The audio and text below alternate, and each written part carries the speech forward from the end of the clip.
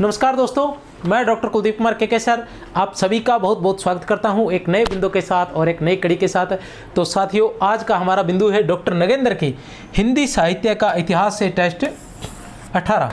और टेस्ट 18 जो है वो रीतिकाल से संबंधित चल रहा है। डॉक्टर नगेंद्र द्वारा संपादित हिंदी साहित्य का इतिहास से जो टेस्ट सीरीज चल रही है उसका टेस्ट 18 है। आज कौन सा टेस्ट है? टेस्ट 18।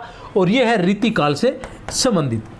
ठीक है, रीतिकाल के पहले भी काफ़ी टेस्ट हो चुके हैं और भी काफ़ी होंगे। रीतिकाल के कम से कम 5 टेस्ट हैं, कम से कम। ठीक है ना, कम से कम रीतिकाल के 5 टेस्ट हैं और इससे ज़्यादा भी हो सकते हैं। तो रीतिकाल का आज का टेस्ट लेने से पहले मैं थोड़ा सा डॉक्टर नगेंद्र के बारे में, उनके रीतिकाल के बारे में थोड़ा सा बता देना चाहता हूँ। हो सकता है मैंने पिछले वीडियो में बता दिया हो, क्योंकि काफ़ी गैप आ जाता है। क्योंकि जैसे कि डॉक्टर नगेंद्र का जो डॉक्टर नगेंद्र की जो सीरीज चल रही है टेस्ट की, वो क्या सोमवार और मंगलवार को रहती है। तो उसके बाद फिर से सोमवार और मंगलवार 7 दिन का गैप आ जाता है। तो कभी कभी दिमाग से निकल जाता है कि करवाया या नहीं करवाया। तो मेरा फ़र्ज़ बनता है कि जितनी बार मर्जी करवा लें, याद ही होगा, इससे कोई नुकसान तो होने वाला नहीं है। तो डॉक्टर नगेंद्र ने अपने हिंदी साहित्य के अंतर्गत जो रीतिकाल है उसको 1643 से 1843 ईस्वी तक के काल को रीतिकाल माना है। और उत्तर मध्यकाल अथवा रीतिकाल दोनों नाम दिए हैं। और इसका विभाजन कैसे किया उन्होंने? सबसे पहले नामकरण की बात करते हैं, फिर सीमांकन की बात करते हैं, फिर परिस्थितियों की बात करते हैं, फिर उपलब्ध सामग्री की बात करते हैं। उपलब्ध सामग्री की बात करते हैं तो उसके अंदर मूल स्रोत जहाँ से सामग्री प्राप्त हुई थी, और फिर उस प्राप्त सामग्री को वर्गीकरण करते हैं। तो मूल स्रोत कहाँ से है? देश के विभिन्न पुस्तकालय जहाँ से सामग्री प्राप्त हुई थी, और वे लोग जिनके पास हस्तलिखित व प्रकाशित कृतियाँ उपलब्ध है। और तीसरा, नवीन व प्राचीन प्रकाशन संस्थाएं जिनके पास बहुत सी जो सामग्री उपलब्ध है। इनके माध्यम से उन्होंने 3 मूल स्रोत जो थे वो 3 बताए हैं। विभिन्न पुस्तकालय, या वे लेखक जिनके पास हस्तलिख प्रतियाँ, ठीक है ना, या प्रकाशित प्रतियाँ उपलब्ध है, और या वे प्रकाशन संस्थाएं जिनके पास सामग्री उपलब्ध है। ठीक है ना। इन स्रोतों को उन्होंने 3 वर्गों में बांट दिया। कौन कौन से वर्गीकरण? मुक्त काव्य, प्रबंध काव्य और नाटक, 3 वर्गों में बांट दिया। फिर वो अपने रीतिकाल के अंतर्गत प्रवृत्ति विश्लेषण करते हैं। प्रवृत्ति विश्लेषण के अंतर्गत वो 2 प्रकार की प्रवृत्तियां मानते हैं, मुख्य प्रवृत्ति और गौण प्रवृत्ति। मुख्य प्रवृत्ति में क्या होता है? मुख्य प्रवृत्ति में रीति काव्य का विश्लेषण या रीति का विश्लेषण, और दूसरा है श्रृंगार। और जो गौण है, गौण के अंदर भक्ति, नीति और वीर, भक्ति, नीति और वीर काव्य को वो गौण प्रवृत्ति के अंतर्गत मानते हैं। फिर वो रीति काव्य शब्द की व्याख्या करते हैं, और फिर वो रीतिकाल के कवि है उनको बांटते हैं। उनको किस प्रकार बांटते हैं कि एक तो सर्वांग निरूपक कवि, फिर वीर रस निरूपक रीति कवि, सर्वरस निरूपक रीति कवि, फिर श्रृंगार रस निरूपक रीति कवि, नायक नायिका भेद निरूपक कवि। अब नायक नायिका श्रृंगार रस निरूपक रीति कवि के अंतर्गत जब वो बांटते हैं तो उसके अंदर 2 ही लोगों को लेते हैं, मतीराम और कृष्ण भट्ट देव ऋषि। नायक नायिका भेद निरूपक की बात करते हैं तो वो कालिदास त्रिवेदी को लेते हैं। उसके बाद वो बांटते हैं अलंकार निरूपक रीति कवि, छंदो निरूपक रीति कवि, फिर वो रीतिबद्ध काव्य की बात करते हैं, फिर वो रीति मुक्त काव्य की बात करते हैं। अब बात आते हैं रीतिबद्ध काव्य की। तो डॉक्टर नगेंद्र के हिंदी साहित्य के इतिहास में ये स्पष्ट शब्दों में लिखा गया है कि एक्चुअल में क्या है कि डॉक्टर नगेंद्र द्वारा संपादित जो हिंदी साहित्य का इतिहास है उसके अलग अलग पार्ट्स को अलग अलग साहित्यकारों ने संपादित किया है या लिखा है। तो लिखने का मतलब जो रीतिकाल से अंतर्गत, जैसे आज हम रीतिबद्ध के बारे में पढ़ेंगे, रीतिबद्ध से संबंधित है। तो जो रीतिबद्ध कवि है उसमें क्या है कि डॉक्टर भगीरथ मिश्र ने लिखा है। डॉक्टर नगेंद्र के अंतर्गत जो रीतिबद्ध काल है, क्योंकि उसमें रीतिकाल को अलग अलग बांटा गया है डॉक्टर नगेंद्र के हिंदी साहित्य के इतिहास में, तो जो रीतिबद्ध वाला जो बिंदु है वो भगीरथ मिश्र ने लिखा है। तो उसमें भगीरथ मिश्र क्या लिखते हैं? लिखते ये हैं कि जो आचार्य विश्वनाथ प्रसाद मिश्र थे उन्होंने जिनको रीति सिद्ध कवि कहा है, डॉक्टर नगेंद्र ने उन्हें रीतिबद्ध कहा है। क्या? आचार्य विश्वनाथ प्रसाद मिश्र ने जिन्हें रीति सिद्ध कहा है उन्हें ही डॉक्टर नगेंद्र ने रीतिबद्ध कवि कहा है। ठीक है, एक बात।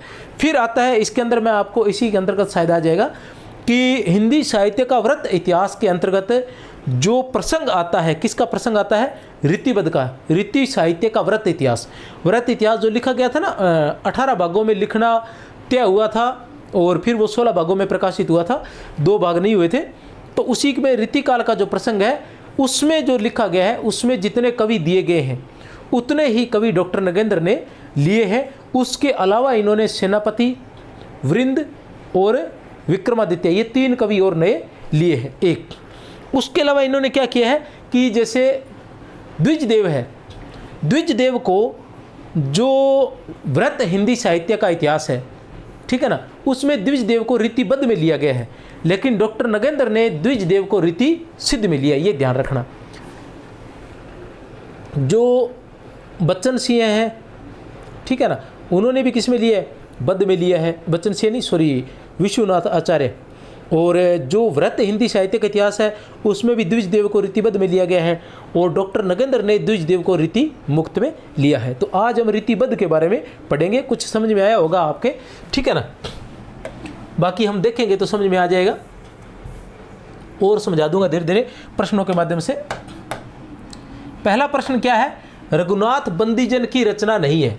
रघुनाथ बंदीजन की रचना नहीं है इनमें से, तो क्या देखना हमने? नहीं है। रसिक मोहन, काव्य कलाधर, इश्क महोत्सव और रामालंकार, तो कौन सी नहीं है? ए बैस है यद है, तो रामालंकार। रामालंकार किसकी रचना है? पहले मैं बता चुका हूँ, गोप कवि की। इसकी ट्रिक भी बता चुका हूँ गोप कवि की, कि गोप कवि ने अपनी रचना रामचंद्राभरण और रामचंद्र भूषण में, गोप कवि ने अपनी रचना रामचंद्राभरण व रामचंद्र भूषण में गोप कवि ने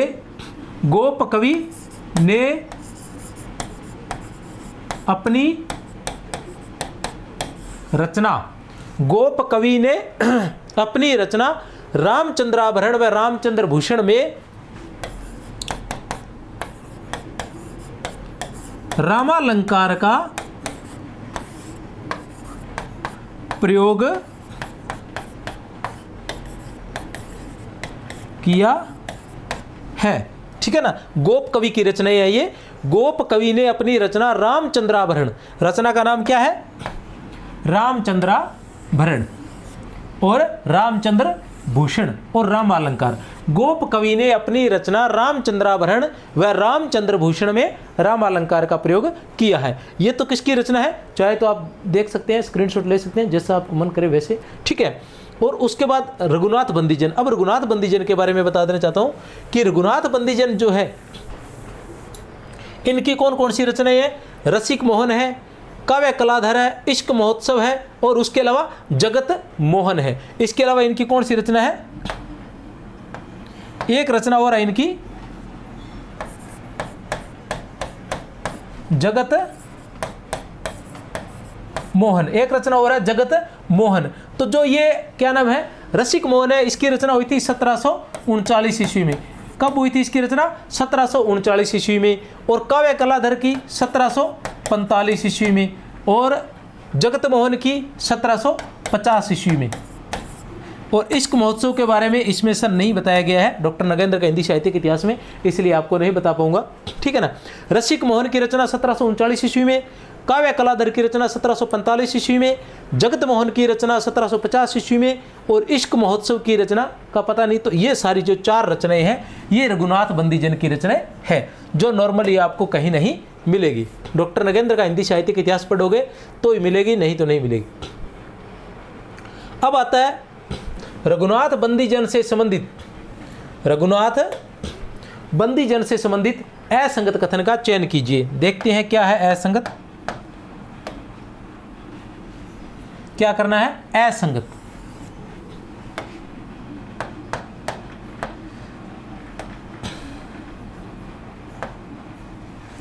रसिक मोहन में अलंकार निरूपण हुआ है। रसिक मोहन की रचना कब हुई थी? 1739 ईस्वी में, हम अभी पढ़ कर गए हैं। रसिक मोहन में अलंकार निरूपण हुआ है काव्य कलाधर में रस और नायक नायिका भेद। काव्य कलाधर में, काव्य कलाधर ही था क्या, कुछ और नाम तो नहीं था? काव्य कलाधर, ठीक है, सही है। रसिक मोहन की रचना कब हुई थी? 1739 ईस्वी में। काव्य कलाधर की रचना कब हुई थी? 1745 ईस्वी में। काव्य कलाधर में रस और नायक नायिका भेद का ग्रंथ है। काव्य कलाधर जो है रस और नायक नायिका भेद का ग्रंथ है। जगत मोहन में राम की 8 पहर की दिनचर्या का, जगत मोहन की रचना कब हुई थी? 1750 में। जगत मोहन में राम की 8 पहर की दिनचर्या का वर्णन है। रसिक मोहन में अलंकारों का विवेचन कुवल्यानंद के अनुसार है। रसिक मोहन में अलंकारों का विवेचन, ये जो रसिक मोहन है जिसकी रचना 1739 में हुई थी, इसमें अलंकार निरूपण हुआ है और अलंकारों का विवेचन कुवल्यानंद के अनुसार हुआ है। तो ए बै स द कौन सा उत्तर रहेगा? उत्तर रहेगा हमारा स, क्योंकि जगत मोहन में राम की 8 पहर की दिनचर्या का वर्णन नहीं है, यहाँ किसकी है? श्री कृष्ण की। श्री कृष्ण की 8 पहर की दिनचर्या का वर्णन है। रसिक मोहन की रचयिता कौन थे? रघुनाथ बंदीजन थे। कब हुई थी रचना रसिक मोहन की? 1739 ईस्वी में हुई थी। रसिक मोहन क्या है? एक प्रकार का अलंकार ग्रंथ है जिसमें अलंकारों का निरूपण हुआ है। जो अलंकारों का निरूपण हुआ है वो किसके अनुसार हुआ है? कुवल्यानंद अप्य दीक्षित कृत कुवल्यानंद के आधार पर। कुवल्यानंद किसका ग्रंथ है? अप्य दीक्षित का। तो अप्य दीक्षित कृत कुवल्यानंद के आधार पर इसकी रचना हुई है। दूसरा जो ग्रंथ है इनका काव्य कलाधर है। जो काव्य कलाधर है वो रस और नायक नायिका भेद का ग्रंथ है। जो काव्य कलाधर है वो रस और नायक नायिका भेद का ग्रंथ है। काव्य कलाधर की रचना कब हुई थी? 1745 ईस्वी में हुई थी। कब हुई थी? 1745 ईस्वी में। जगत मोहन जो है उसमें क्या है? जगत मोहन में कृष्ण की 8 पहर की दिनचर्या का वर्णन है। किसके आधार पर है ये है देव के अष्टयाम के आधार पर लिखा गया है। किस पर लिखा गया है? देव की जो अष्टयाम रचना है ना उसके आधार पर लिखा गया है। इसी तरह नाबादास की जो अष्टयाम थी उसमें किसका वर्णन था? नाबादास की अष्टयाम में राम की 8 पहर की दिनचर्या का वर्णन था। लेकिन देव की अष्टयाम में किसका वर्णन है? श्री कृष्ण की 8 पहर की प्रक्रिया का वर्णन है, ठीक है, दिनचर्या का वर्णन है। और जगत मोहन जो रचना है रघुनाथ बंदीजन की, इसके अंदर भी कृष्ण की 8 पहर की दिनचर्या का वर्णन है। प्रश्न संख्या 3, दुल्ह कविकृत कवि कुलकंठावरण नामक ग्रंथ है। दुल्ह कविकृत कवि कुलकंठावरण नामक ग्रंथ है। किस प्रकार का ग्रंथ है? ये रस ग्रंथ है, अलंकार ग्रंथ है, छंद ग्रंथ है, ये उपयुक्त सभी या सभी प्रकार का ग्रंथ है। तो किस प्रकार का ग्रंथ है? तो कवि कुलकंठावरण जो प्यारे विद्यार्थियों किस प्रकार का ग्रंथ है? अलंकार ग्रंथ है। किस प्रकार का ग्रंथ है ये? अलंकार ग्रंथ है। रीतिकाल के 5 से लेकर 7-8 टेस्ट होंगे, उसके बाद कुछ बचने वाला है नहीं। और इसमें भी आपको बता दूं कि नगेंद्र के 2 जो रीतिकाल के पहले, अपने चैनल की बात बताता हूं कि 2 रीतिकाल के पहले टेस्ट पढ़े हैं। 2 टेस्ट अभी मैं 5-7 दिन पहले हिंदी साहित्य का इतिहास के अंतर्गत करवा कर गया हूँ। कुल टेस्ट कितने हो गए? रीतिकाल के 4 टेस्ट चैनल पर हो गए। उसके बाद मैं डॉक्टर नगेंद्र के रीतिकाल से संबंधित कम से कम 7 टेस्ट करवाने वाला हूँ। तो 4 और 7 नगेंद्र के 11, और यही रीतिकाल के कम से कम 5 टेस्ट डॉक्टर नगेंद्र के हिंदी साहित्य क्या नाम है उसका, आचार्य शुक्ल के हिंदी साहित्य के इतिहास से रहेंगे कम से कम 5। तो 11 और 5 16 टेस्ट। 16 टेस्ट व्याख्या सहित रीतिकाल के रहेंगे। अब इससे बाहर मुझे नहीं लगता कि कुछ होगा। उनको पढ़ोगे तो पूरी तरह से देखोगे तो आपको पूरी तरह से रीतिकाल आपकी कहानी समझ में आ जाएगी। ज़्यादा नहीं है, चिंता मत करना। 16 का मतलब है 8 घंटे। कुल 16 टेस्ट है। 16 टेस्ट 1-1 घंटे का एक टेस्ट है। आप स्पीड से करोगे आधे घंटे में चला जाएगा। आधा घंटा नहीं तो 45 मिनट मानो तो 8 घंटे की बजाय आप 12 घंटे मान लो।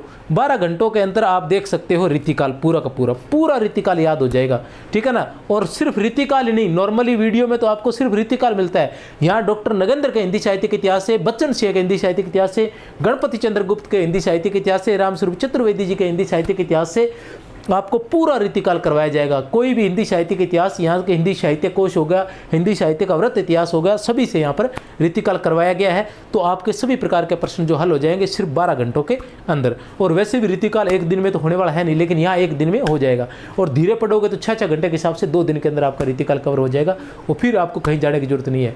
ठीक है ना। असंगत कथन का चयन कीजिए। असंगत कथन का चयन करना है। देखते हैं क्या है असंगत कथन।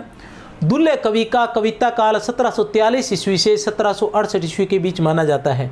कवि कुल कंठाभरण में कुल 85 छंद है। कवि कुल कंठाभरण में 168 अलंकारों का निरूपण हुआ है। कवि कुल कंठाभरण में चंद्रालोक और कोल्यानंद पर आधारित है। कवि कुल कंठाभरण जो है चंद्रालोक और कोल्यानंद पर आधारित है। ए ब स या फिर द, बताइए भाई क्या है उत्तर इसका।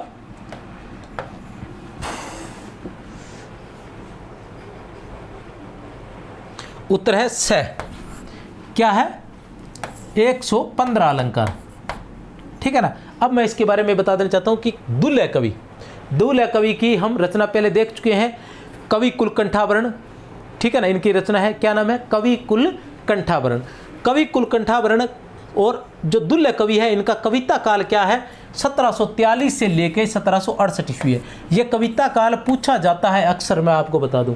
तो कविता काल अवश्य याद करें, क्योंकि डॉक्टर नगेंद्र के हिंदी साहित्य के इतिहास के अंतर्गत अधिकतर रचनाकारों के कविता काल बताए गए हैं। हम उसको बहुत बार जल्दबाजी में क्या उसको जन्म मान लेते हैं, तो कहीं ना कहीं समस्या क्रिएट हो जाती है।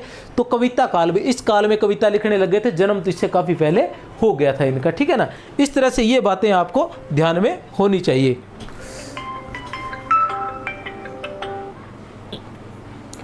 फिर आता है कवि कुल कंठाभरण में कुल कितने हैं?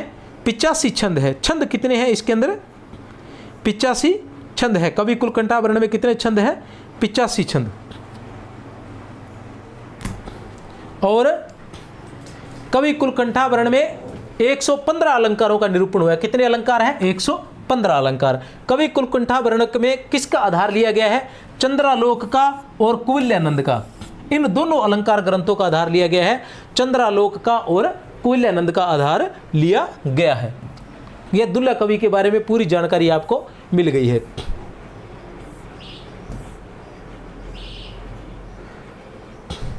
दीक्षित परशुराम दादो है विदित नाम। दीक्षित परशुराम दादो है विदित नाम, जिनकी ने जग जाकी जग में बढ़ाई है। ए ब स या फिर द, किसकी पंक्तियां ये? तो स की है, सेनापति की। क्यों है सेनापति की? क्योंकि परशुराम दीक्षित जो थे वो किसके थे? सेनापति के दादाजी थे। ऐसा कहा जाता है कि वो बहुत ही विद्वान थे इस तरह से। तो ये इसके बारे में लिखा गया है। तुलसी भूषण के लेखक हैं। तुलसी भूषण रचना के लेखक हैं। बताइए कौन है तुलसी भूषण के लेखक? ए ब स या फिर द। ए ब स या फिर द। तो कौन है तुलसी भूषण के लेखक? तो तुलसी भूषण के लेखक है रसरूप। रसरूप की रचना है तुलसी भूषण।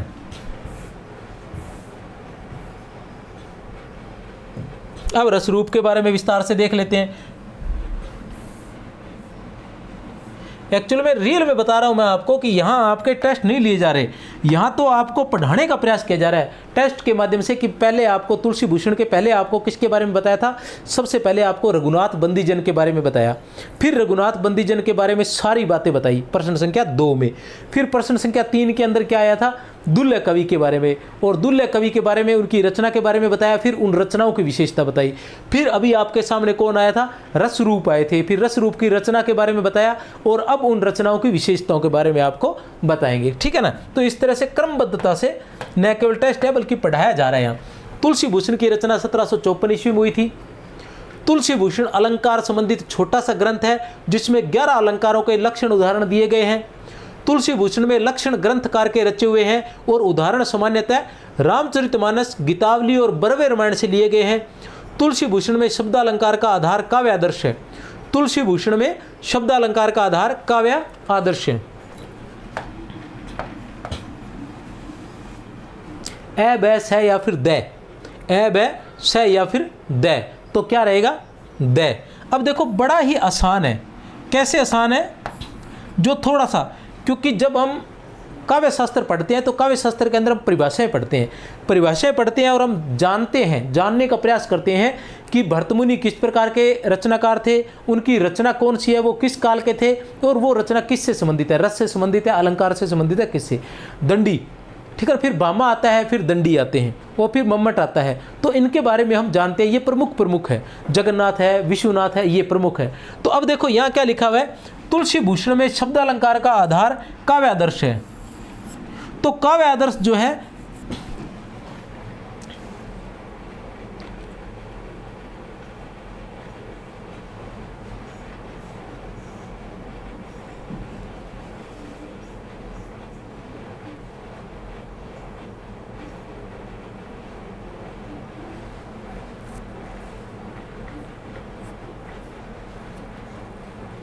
दंडी की रचना है ये,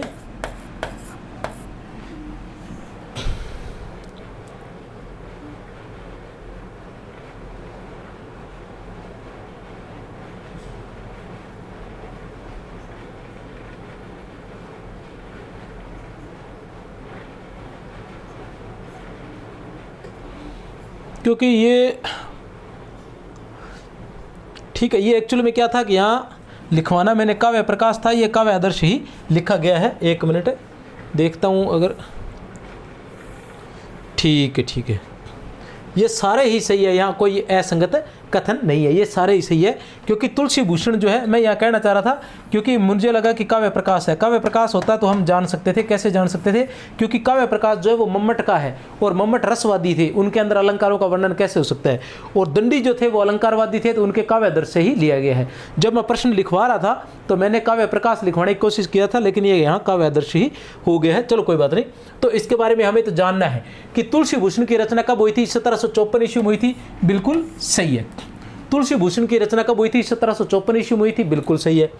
तुलसी भूषण अलंकार से संबंधित छोटा सा ग्रंथ है, जिसमें 11 अलंकारों का लक्षण और उदाहरण दिए गए हैं, बिल्कुल सही है। तुलसी भूषण में लक्षण ग्रंथकार के रचे हुए हैं, जो लक्षण है वो तो किसके रचे हुए हैं, ग्रंथकार के रचे हुए हैं, लेकिन जो उदाहरण लिए गए हैं वो उन्होंने कहाँ से ले लिए, रामचरितमानस से ले लिए, गीतावली से ले ली, और बरवे रामायण से ले लिए हैं। तुलसी भूषण में शब्द अलंकार का आधार काव्य आदर्श है, बिल्कुल सही है, सभी के सभी इसमें सही है। और वो तुलसी भूषण में लक्षण ग्रंथकार के रचे हुए, ठीक है ना। चलते हैं प्रश्न संख्या 8 पर।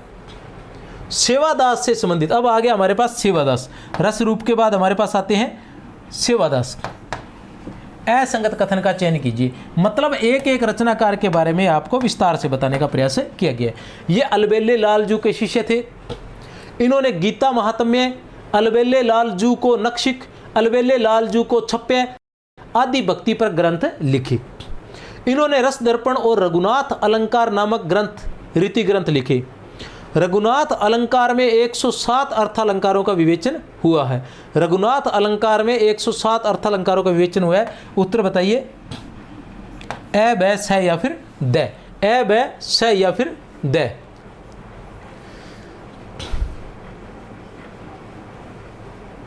तो उत्तर है द।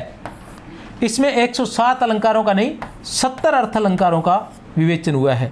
रघुनाथ अलंकार में 70 अर्थालंकारों का विवेचन हुआ है, और इसकी रचना कब हुई थी, 1783 ईस्वी में। कब हुई थी इसकी रचना, 1783 ईस्वी में हुई थी। कब हुई थी इसकी रचना, 1783 ईस्वी में इसकी रचना हुई थी। तो हम सेवादास के बारे में पढ़ लेते हैं कि सेवादास जी के बारे में क्या है, कि सेवादास अलबेले लालजू के शिष्य थे। सेवादास अलबेले लालजू के शिष्य थे। सेवादास ने गीता महात्म्य, अलबेले लालजू को नक्शिक और अलबेले लालजू को छप्य, गीता महात्म्य, अलबेले लालजू को नक्शिक और अलबेले लालजू को छप्य, ये रचनाएं लिखी थी। किसने, सेवादास ने। सेवादास, ये सारे के सारे क्या है, भक्ति प्रग्रंथ है। और अलबेले लालजू के रस दर्पण और रघुनाथ अलंकार, ये क्या है, रीति ग्रंथ है, ठीक है ना। जो सेवादास है, सेवादास के गीता महात्म्य, अलबेले लालजू को नक्शिक और अलबेले लालजू को छप्य, ये इनके क्या है, भक्ति पर ग्रंथ है। रस दर्पण और रघुनाथ अलंकार नामक इनके रीति ग्रंथ है। और रघुनाथ अलंकार में कितने, 70 अर्थ अलंकारों का विवेचन हुआ है। रघुनाथ अलंकार में 70 अर्थ अलंकारों का विवेचन हुआ है। इसके बारे में एक और बात है, वो आगे चल के बताऊंगा। रस दर्पण के बारे में आगे शायद प्रश्न है इसी से संबंधित। ये रहा, अच्छा फिर भी बता ही दिया, चलो कोई बात नहीं, देखते हैं आपको आता है कि नहीं आता। सेवादास की किस रचना में नायिका भेद के प्रसंग में सीता को सब किया तथा राधा को पर किया नायिका के रूप में प्रस्तुत किया गया है? ठीक है ना, क्या है? सेवादास की किस रचना में नायिका भेद के प्रसंग में सीता को सब किया तथा राधा को पर किया नायिका के रूप में प्रस्तुत किया गया है? ए, बैस है या फिर द? तो बता ही चुका हूं, किसमें? रस दर्पण में। रस दर्पण में किसने? सेवादास ने। सेवादास ने क्या किया है? नायक नायिका भेद के अंतर्गत नायिका भेद के प्रसंग में सीता को तो क्या बताया? सब किया नायिका, और राधा को बताया है पर किया नायिका। राधा को क्या बताया गया है? पर किया नायिका बताया गया है। और इसमें रस दर्पण के अंदर जो उदाहरण है, रस दर्पण में जो उदाहरण है वो सभी किसके हैं? राम और सीता, राम सीता व कृष्ण राधा के, या राधा कृष्ण के। सीता राम व राधा कृष्ण के उदाहरण हैं सभी के सभी। सेवादास की जो रचना रस दर्पण है, इसमें सभी के सभी उदाहरण यहां से लिए गए हैं।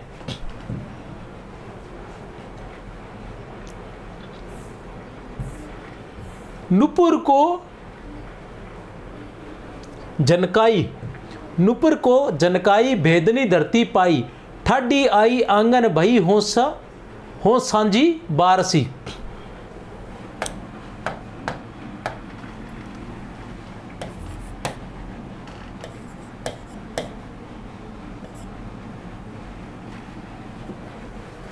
नुपुर को झनकाई भेदनी धरती पाई, ठाडी आई आंगन भई और सांझी बारसी। उपयुक्त पद के रचयिता है ए, बैस है या फिर द? ए, बैस है या फिर द? तो कौन है? सेनापति। सेनापति।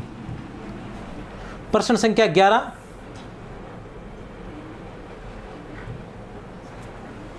भारती भूषण के लेखक कौन है? भारती भूषण के लेखक कौन है? भारती भूषण ही होगा, ये जूसन लिखा हुआ है। के लेखक कौन है? ए, बैस है या फिर द? तो कौन है? गिरिधर दास। कौन है भारती भूषण के लेखक? गिरिधर दास। गिरिधर दास की रचनाएं हैं भारती भूषण रस रत्नाकर, ऐसा ही कुछ है, भारती भूषण रस रत्नाकर। याद तो थी, अचानक अभी दिमाग से निकल गया मेरे।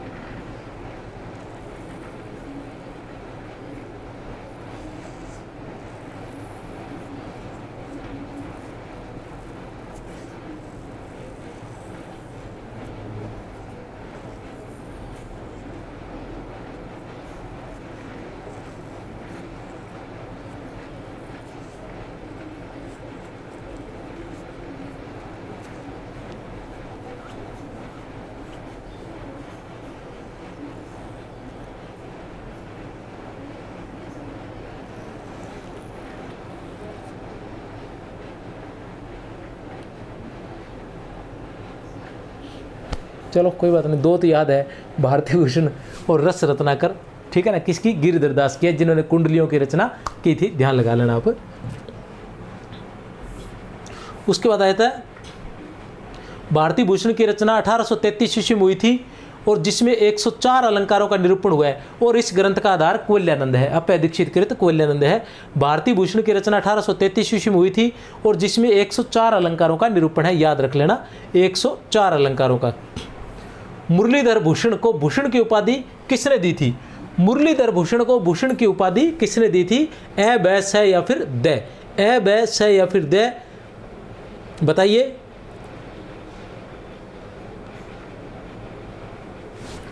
द। चंदेरी के राजा देवी सिंह ने मुरलीधर भूषण को भूषण की उपाधि किसने दी थी? चंदेरी के राजा देवी सिंह ने। और सागर नरेश रघुनाथ अप्पा, जयपुर नरेश प्रताप सिंह, ग्वालियर नरेश दौलतराव सिंधिया, ये सभी के सभी जो है, ठीक है ना, इन सभी के आश्रय में कौन रहे थे? पद्माकर। ये पद्माकर के आश्रयदाता थे, ये सभी के सभी क्या थे? पद्माकर के आश्रय दाता थे ये सभी के सभी। और जो मुरलीधर भूषण है, ये दो प्रकार की बातें मानी जाती है कि साहित्य के अंतर्गत कुछ लोग एक ही मानते हैं, कुछ लोग दो भूषण मानते हैं। डॉक्टर नगेंद्र ने दो भूषण माने हैं, एक मुरलीधर भूषण है और एक भूषण है, ठीक है ना। और जो वो भूषण है उनकी रचनाएं अलग हैं, इनकी रचनाएं अलग बताई गई हैं। इनको जो भूषण की उपाधि दी थी वो, ठीक है ना, देवी सिंह ने दी थी, उनको भूषण की उपाधि रुद्रशाह सोलंकी ने दी थी। उनको उपाधि जो दी थी वो रुद्रशाह सोलंकी ने दी थी। अलग अलग दोनों लोगों को उपाधियां दी थी। इनकी जो रचनाएं मानी जाती है इन भूषण की, वो मानी जाती है अलंकार प्रकाश और छंदो हृदय प्रकाश। दो रचनाएं मानी जाती हैं, अलंकार प्रकाश और छंदो हृदय प्रकाश। और जो भूषण है उन भूषण की रचनाएं मानी जाती है शिवराज भूषण, शिवा बावनी, शिवराज भूषण, शिवा बावनी, भूषण हजारा, ठीक है ना, दूषण उल्लास, ये सारी जो रचनाएं है वो उन भूषण की मानी जाती है। और क्या था, एक दशक भी है शायद, कवित बावनी, भूषण कवित, इस तरह से एक दशक भी है, भूषण दशक, पता नहीं ऐसा कुछ रचना है उन भूषण की। इनकी सिर्फ दो, ये ध्यान लगा लेना, ठीक है ना। मुरलीधर भूषण की रचना छंदो हृदय प्रकाश से संबंधित असंगत कथन है। अब छंदो हृदय प्रकाश तो मैंने बता दिया था, इससे संबंधित जो है असंगत कथन है। असंगत कथन का चयन कीजिए कि कौन सा असंगत कथन, पढ़िए कौन सा रहेगा असंगत कथन।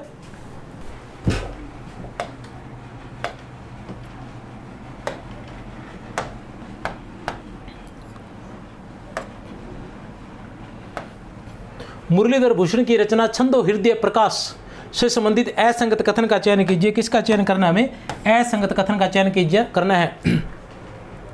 छंदो हृदय प्रकाश में 13 प्रकरण है जिन्हें उल्लास की संज्ञा दी गई है। प्रथम उल्लास में मंगलाचरण और आश्रयदाता का वंश परिचय है। द्वितीय और तृतीय उल्लास में वर्णिक और मात्रिक गणों का संक्षिप्त परिचय है। सप्तम उल्लास में मात्रिक छंदों के लगभग 100 भेदों का उल्लेख है।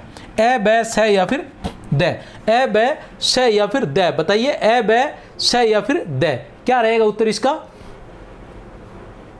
द। तो ठीक है ना, क्या है, सप्तम उल्लास में मात्रिक छंदों के लगभग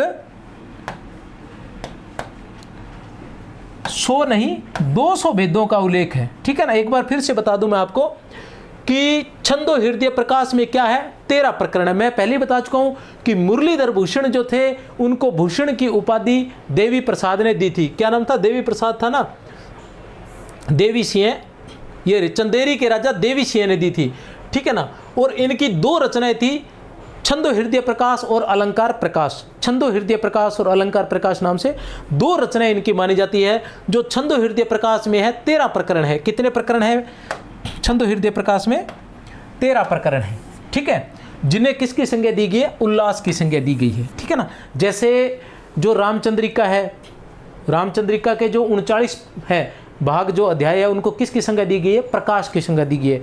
कवि प्रिया में किसकी संज्ञा दी गई है, प्रभाव की दी गई है। रसिक प्रिया में किसकी संज्ञा दी गई है, प्रकाश की दी गई है। इसी तरह किसी में तरंग की होती है, अलग अलग रहती है। उसी प्रकार इसमें क्या दी गई, अध्यायों को क्या नाम दिए गए, उल्लास दिए गए। जैसे कमायनी में सर्ग नाम दिए गए हैं। प्रथम उल्लास में मंगलाचरण और आश्रयदाता वंश परिचय है। प्रथम जो उल्लास है उसमें क्या है, मंगलाचरण है और आश्रयदाता का वंश परिचय है, बिल्कुल सही है। द्वितीय और तृतीय जो है उल्लास, द्वितीय और तृतीय उल्लास में क्या है, वर्णिक और मात्रिक गणों का संक्षिप्त परिचय है। द्वितीय और तृतीय उल्लास में वर्णिक और मात्रिक गणों का संक्षिप्त परिचय है। और सप्तम उल्लास में क्या है, छंदों के लगभग 100 भेदों का उल्लेख, 200 छंदों के लगभग 200 भेदों का उल्लेख किया गया है।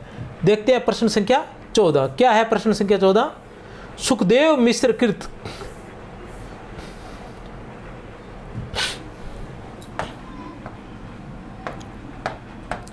सुखदेव मिश्र कृत छंदो निरूपक रचना है।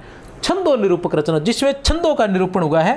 तो ए ब स या फिर द, ए ब स या फिर द, तो कौन सी है, ए वृत्त विचार, कौन सी है, वृत्त विचार है। सुखदेव मिश्र के बारे में यह थोड़ा सा लिखा हुआ है।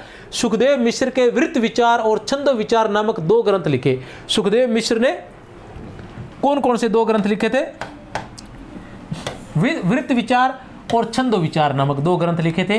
वृत्त विचार की रचना 1671 ईस्वी में हुई थी। कब हुई थी, 1671 ईस्वी में महाराज राम सिंह के आश्रय में। किसके आश्रय में, महाराज राम सिंह के आश्रय में हुई थी। यह 4 परिच्छेदों में है। कितने परिच्छेदों में, 4 परिच्छेदों में, ठीक है ना। विभक्त है, जिसके तृतीय परिच्छेद में 1 से 26 अक्षरों तक के वर्णिक छंदों का विवेचन है। 1 से 26 अक्षरों तक के वर्णिक छंदों का विवेचन है, आप देख सकते हैं। अब आते हैं प्रश्न संख्या 15 पर। क्या है प्रश्न संख्या 15? असंगत कथन का चयन कीजिए। किसका चयन करना है आपने? असंगत कथन का चयन करना है। बताइए क्या रहेगा असंगत कथन?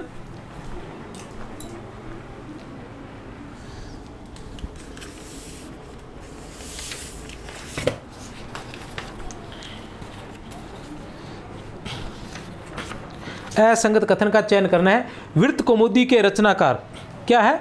कि वृत्त कौमुदी के रचनाकार मतीराम है।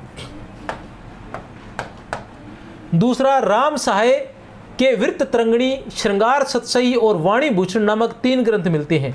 राम सहाय के वृत्त तरंगिणी, श्रृंगार सतसई और वाणी भूषण नामक 3 ग्रंथ मिलते हैं। वृत्त तरंगिणी 4 अध्यायों में विभक्त है, जिन्हें तरंग की संज्ञा दी गई। जैसे मैंने कहा था तरंग, वृत्त तरंगिणी। वृत्त कौमुदी 7 अध्यायों में विभक्त है, जिन्हें प्रकाश की संज्ञा दी गई है। तो बताइए कौन सा असंगत है? ए, ब, स या फिर द? बताइए कौन सा है असंगत?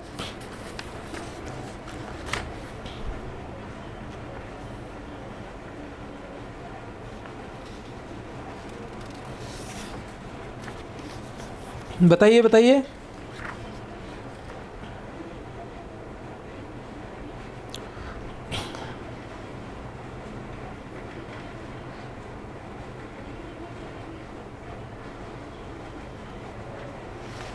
अच्छा ठीक है।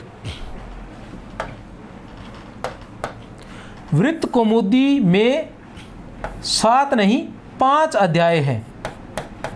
क्या है? 5 अध्याय हैं, जिन्हें प्रकाश की संज्ञा दी गई है। ठीक है ना? अभी हमने क्या पढ़ा था कि वृत्त तरंगिणी में अध्याय है, उन्हें क्या दिया गया है? तरंग की संज्ञा दी गई। ध्यान रख लेना, वृत्त तरंगिणी जो है वो किसकी रचना है? राम सहाय की रचना है। वृत्त तरंगिणी किसकी रचना है? राम सहाय की रचना है। और वृत्त तरंगिणी में क्या दिया गया है? वृत्त तरंगिणी में तरंगिणी तरंग से तरंगिणी, तरंगों में बांटा गया अध्यायों को। और कितने अध्याय हैं? 4 अध्याय हैं। कितने अध्याय हैं? 4 अध्याय हैं, जिन्हें तरंगों में बांटा गया है। और वृत्त कौमुदी में 5 अध्याय हैं, जिन्हें प्रकाश में बांटा गया है। वृत्त कौमुदी में क्या है? 5 अध्याय है, जिन्हें प्रकाश में बांटा गया। जैसे प्रकाश में बात कर रहा था। वृत्त कौमुदी के रचनाकार कौन है? मतीराम है। बिल्कुल सही है। वृत्त कौमुदी के रचनाकार कौन है? मतीराम है। और इसी वृत्त कौमुदी को कितने अध्यायों में बांटा गया है? 5 अध्यायों में, जिन्हें प्रकाश की संज्ञा दी गई है। दूरी जदुराई सुखदाई देखो, आई ऋतु पाउस न पाई प्रेम पतिया। ए, ब, स या फिर द? ए, ब, स या फिर द? तो क्या रहेगा उत्तर इसका? ए, ब, स या फिर द? तो क्या रहेगा? द, सेनापति। क्या रहेगा इसका उत्तर? सेनापति। कैसे रहेगा? दूरी जदुराई सेनापति, दूरी जदुराई सेनापति, सुखदाई देखो, आई ऋतु पाउस न पाई प्रेम पतिया। प्रश्न संख्या 17, असंगत विकल्प का चयन करना है। किसका चयन करना है? असंगत विकल्प का। देखते हैं क्या है। वृत्त कौमुदी में 147 वर्णिक छंदों व 55 मात्रिक छंदों का वर्णन है। किसमें? वृत्त कौमुदी में। यह वही वृत्त कौमुदी है जिसके रचयिता कौन थे? मतीराम। पीछे हम पढ़ कर गए ना, मतीराम। और वृत्त कौमुदी कितने अध्यायों में थी? 5 अध्यायों में। पीछे पढ़ के गए हम 5 अध्याय में। और क्या था? इसे किस में बांटा गया? अध्यायों को प्रकाश में बांटा गया है। और जो राम सहाय की वृत्त तरंगिणी थी, उसे तरंगों में बांटा गया था। दशरथ कृत वृत्त विचार 4 अध्यायों में विभक्त है। दशरथ कृत वृत्त विचार 4 अध्यायों में विभक्त है। खूब तमाशा व विनोद स्तर के रचनाकार विक्रमादित्य है। नक्शिक और मधुर प्रिया के लेखक क्या है? पजनेश है। तो कौन है? ए, ब, स या फिर द? बताइए। ए, ब, स या फिर द? बताइए कौन है? 17 नंबर में उत्तर है स। तो इसके रचनाकार कौन है? माखन। खूब तमाशा और विनोद शतक के रचनाकार कौन है? माखन कवि है। खूब तमाशा और विनोद शतक के रचनाकार कौन है? माखन कवि है। वृत्त कौमुदी में 147 वर्णिक छंदों व 55 मात्रिक छंदों का वर्णन किया गया है। वृत्त कौमुदी जो है वो किसकी रचना है? वृत्त कौमुदी मतीराम की रचना है। किसकी रचना है? मतीराम की रचना है, जिसमें क्या है 5 अध्याय है और जिसे प्रकाश में बांटा गया है। और वृत्त कौमुदी की रचना जहां तक मुझे याद है स्वरूप सिंह बुंदेला के आश्रय में लिखी गई थी। वृत्त कौमुदी स्वरूप सिंह बुंदेला के आश्रय में लिखी गई थी और 1701 ईस्वी में लिखी गई थी। ठीक है ना।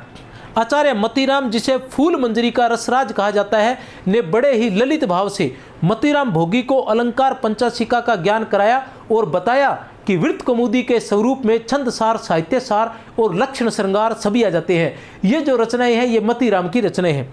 आचार्य मतीराम, जिसे फूल मंजरी का मतलब ये हुआ कि फूल मंजरी की रचना जो थी वो औरंगजेब के आश्रय में हुई थी, नहीं सॉरी जहांगीर के आश्रय में हुई थी। फूल मंजरी की रचना 1619 ईस्वी में हुई थी। जहांगीर के कहने पर प्रथम रचना थी मतीराम की। फिर आता है आचार्य मतीराम, जिसे फूल मंजरी का रसराज कहा जाता है। रसराज की रचना 1633 से लेकर 43 के मध्य स्वतंत्र रूप से हुई थी। फिर आचार्य मतीराम, जिसे फूल मंजरी का रसराज कहा जाता है, ने बड़े ही ललित भाव से जो ललित ललाम की रचना है वो भाव सिंह के आश्रय में हुई थी। ठीक है ना। ललित भाव से अलंकार पंचाशिका का ज्ञान कराया, तो अलंकार पंचाशिका है जो ज्ञान सिंह के आश्रय में, और बताया कि वृत्त कौमुदी के स्वरूप में, तो वृत्त कौमुदी जो है उसकी रचना 1701 ईस्वी में हुई थी और किसके आश्रय में हुई थी? स्वरूप सिंह बुंदेला के आश्रय में हुई थी। अन्य जो रचनाएं थी वो छंद सार, साहित्य सार और लक्षण श्रृंगार, ये इनकी रचनाएं थी। सॉरी। दशरथ कृत वृत्त विचार में 4 अध्याय है। जो वृत्त विचार नाम की रचना है ये हम पीछे पढ़कर आए हैं। दशरथ कृत, दशरथ के साथ साथ ये किसी और की भी थी। कौन थे वो? बलभद्र मिश्र है शायद, बलभद्र मिश्र है शायद, उनकी रचना भी है वृत्त विचार नाम से। ठीक है ना। खूब तमाशा और विनोद शतक के रचनाकार कौन है? माखन है। नक्शिक और मधुर प्रिया के रचनाकार कौन है? पजनेश है। ध्यान रख लेना, नक्शिक और मधुर प्रिया। नक्शिक किसकी है? केशवदास की भी रचना है नक्शिक। ठीक है ना। और उसके अलावा शिखनक या नक्शिक और केशवदास के भाई है, उनकी भी रचना है।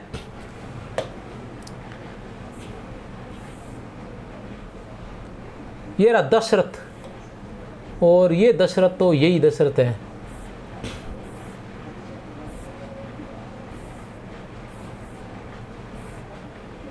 ये रही सुखदेव मिश्र, वही है सुखदेव मिश्र।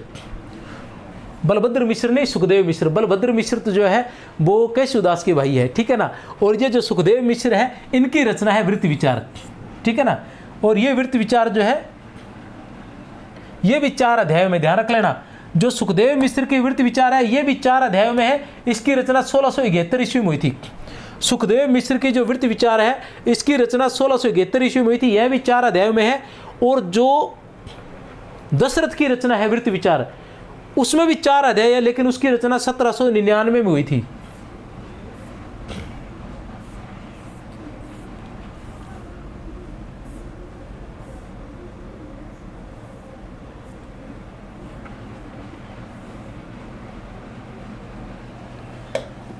दशरथ रचित वृत्त विचार रचना में अध्यायों को क्या नाम दिया गया है? ए बैस है या फिर द? ए बैस है या फिर द? तो क्या नाम दिया गया है? अध्यायों को विचार नाम दिया गया है। क्या नाम दिया गया है? विचार नाम दिया गया है। तो अभी जब मैं आपको पढ़ा रहा था, जब मैंने पढ़ा तब मेरे दिमाग में नहीं आया, अभी मैं पढ़ा रहा हूँ तो मेरे दिमाग में एक बात आई है। तो शायद दोबारा मैं करवा पाऊँ, न करवा पाऊँ, कब करवाऊँगा, कैसे करवाऊँगा, करवा तो मैं दूंगा। तो आप लोग इस क्लास को पढ़ रहे हैं तो जस्ट एक बार और पढ़ ले। और इसके साथ साथ जो 2 क्लासें हैं, अभी ये टेस्ट 18 है, उसके बाद टेस्ट 19 रहेगा। ये 2 टेस्ट रहेंगे, 2 टेस्टों में जाता रहेगा। तो इसके अंदर आप अलग अलग छांट लें कि जैसे काव्य प्रकाश जो केशव है, केशव की जो रचना है, जैसे कवि प्रिया है, कवि प्रिया में किसको बांटा गया है? प्रभाव में। ठीक है ना। उसी प्रकार जो ये है वृत्त विचार है, वृत्त विचार को किस में बांटा गया है? विचार में। ठीक है ना। और उसी तरह जो रसिक प्रिया है उसको किस में बांटा गया था? प्रकाश में, ठीक है ना। अभी आया था वृत्त कौमुदी, वृत्त कौमुदी को किस में बांटा गया था? प्रकाश में। तो पहले तो इस तरह से लिख लें आप, किसको किस किस में बांटा गया है। जैसे ही ऐसा कोई नाम आए उसको अलग से लिख लें, ठीक है ना। और बाद में इसका क्या करना कि प्रकाश लिखकर भी प्रकाश में किन किन रचनाओं को बांटा गया है, विचार में किन किन रचनाओं को बांटा गया है, फिर विचार लिख लेना, फिर तरंग लिख लेना, अलग अलग लिख लेना उनकी रचनाएं। तो इससे क्या आसानी से याद रह जाएगा, नहीं तो ये कन्फ्यूजिंग हो जाएगा कि किस में किस रचना को कैसे बांटा गया है। ये आ गया वृत्त विचार की रचना 1799 ईस्वी मानी गई है। इस ग्रंथ का आधार जो है प्राकृत पेंगलम और वृत्त रत्नाकर है। इस ग्रंथ का आधार प्राकृत पेंगलम और वृत्त रत्नाकर है। छंदो निरूपक कवि माखन, छंदो निरूपक कवि माखन की रचना नहीं है। ए बै से या दै, तो ए इनकी रचना नहीं है। ब्रजलीला इनकी रचना नहीं है। श्री नागपिंगल, छंद विलास और राम प्रताप इनकी रचना है। श्री नागपिंगल, छंद विलास और राम प्रताप ये जो है इनकी रचनाएं हैं। किसकी? माखन कवि की रचनाएं हैं। कौन कौन सी है माखन कवि की रचनाएं? ये है माखन कवि की रचनाएं, श्री नागपाल व छंद विलास या छंद विलास, ये दो नाम एक ही रचना के हैं। श्री नागपिंगल, श्री नागपिंगल या छंद विलास। भक्ति चिंतामणि, राम प्रताप, जैमिनी अश्वमेघ, जैमिनी अश्वमेघ, खूब तमाशा, सुदामा चरित और विनोद शतक। श्री नागपिंगल, छंद विलास, भक्त चिंतामणि, राम प्रताप, जैमिनी अश्वमेघ, खूब तमाशा, सुदामा चरित और विनोद शतक।